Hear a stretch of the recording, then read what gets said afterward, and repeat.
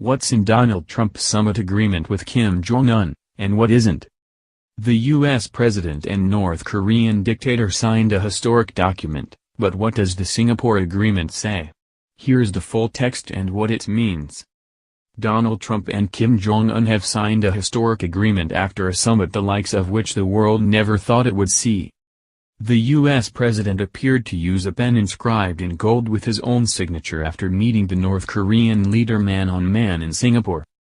Trump heaped praise on very smart Kim, who is accused of human rights outrages and having rivals executed, and said they formed a very special bond. But what does their agreement actually say and what will it achieve? Here is the full text, with brief analysis. What's in the agreement? The agreement commits to 4 points. It reaffirms the Panmunjom Declaration from April that commits to work towards complete denuclearization of the Korean Peninsula. It also vows to form new relations between the U.S. and North Korea in accordance for the desire for peace, and make efforts for a stable peace regime between the North and the South. And finally, both sides commit to recovering the remains of prisoners of war and soldiers missing in action, including the immediate repatriation of those already identified. Later, Trump also committed to stop the war games in South Korea because they are provocative and will save us a tremendous amount of money. He also claimed Kim had told him he had already destroyed a major missile testing site. However, neither of these things were in the agreement. The agreement is an impressive show of goodwill, but it is very vague, and does not include the U.S.'s key demand. The U.S. was seeking the complete, verifiable, irreversible denuclearization of the Korean Peninsula, and restated its demand only yesterday. But the words verifiable and irreversible do not appear anywhere in the document, which only echoes something Kim has already signed. There is also no mention of ending crippling economic sanctions on North Korea, despite the commitment to prosperity on both sides. There is no mention of North Korea's appalling human rights record. Kim is accused of ordering the execution of his enemies and arbitrarily detaining more than 120,000 people in prison camps. Nor was there any reference to finally signing a peace treaty. The two Koreas are technically still at war, as the Korean War that killed millions only ended with a truce in 1953. Finally, the U.S. is not committing to pull out any of its tens of thousands of troops from South Korea. Trump said he would like to, but it's not on the agenda yet.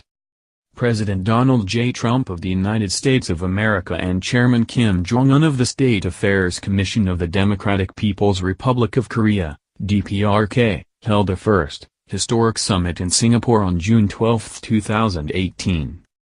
President Trump and Chairman Kim Jong-un conducted a comprehensive, in-depth, and sincere exchange of opinions on the issues related to the establishment of new U.S.-DPRK relations and the building of a lasting and robust peace regime on the Korean Peninsula. President Trump committed to provide security guarantees to the DPRK, and Chairman Kim Jong-un reaffirmed his firm and unwavering commitment to complete denuclearization of the Korean Peninsula. Convinced that the establishment of new U.S.-DPRK relations will contribute to the peace and prosperity of the Korean Peninsula and of the world, and recognizing that mutual confidence building can promote the denuclearization of the Korean Peninsula, President Trump and Chairman Kim Jong-un state the following. 1. The United States and the DPRK commit to establish new U.S.-DPRK relations in accordance with the desire of the peoples of the two countries for peace and prosperity. 2. The United States and the DPRK will join their efforts to build a lasting and stable peace regime on the Korean Peninsula. 3.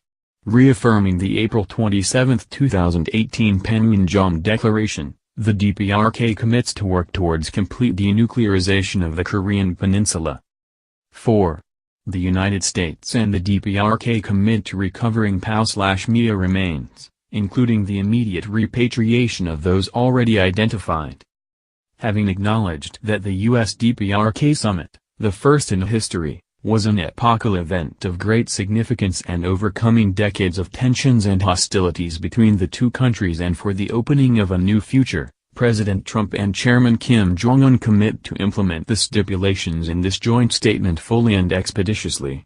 The United States and the DPRK commit to hold follow-on negotiations led by the U.S. Secretary of State, Mike Pompeo, and a relevant high-level DPRK official, at the earliest possible date, to implement the outcomes of the U.S. DPRK summit. President Donald J. Trump of the United States of America and Chairman Kim Jong-un of the State Affairs Commission of the Democratic People's Republic of Korea have committed to cooperate for the development of new U.S. DPRK relations and for the promotion of peace, prosperity, and security of the Korean Peninsula and of the world.